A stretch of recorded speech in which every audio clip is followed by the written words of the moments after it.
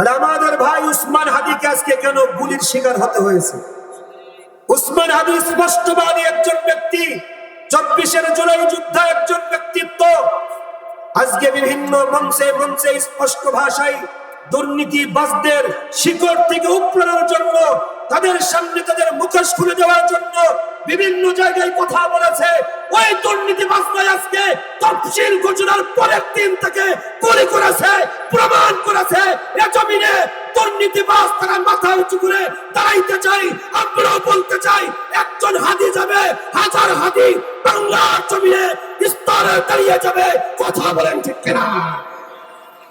একটা হাদিকে গুলি করবেন, হাজারটা হাদি বাংলার জমিনে দাঁড়িয়ে যাবে।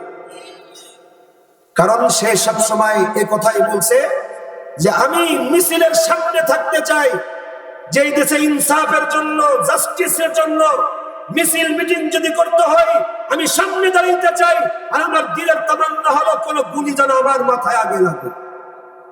এটা তো একজন মর্দে মুজাহিদ, একজন শহীদের বক্তব্য হয়, এটা একজন মুসলমানের বক্তব্য হয়। কারণ মুসলমান মৃত্যু গ্রহণ করবে শাহাদাতের মৃত্যু, এটা সবচাইতে দামি মৃত্যু।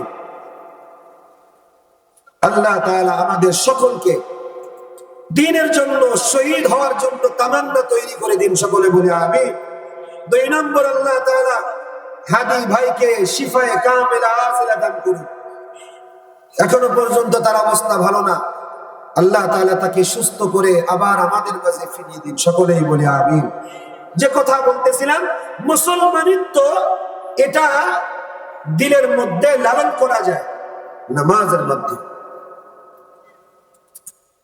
হযরত কুতুবউদ্দিন কাকি রাহমাতুল্লাহি আলাইহি আল্লাহ তাআলার কাছে এত দামি প্রিয় গোলাম ছিলেন, উনি দুরূদের আমল করতেন প্রতিদিন।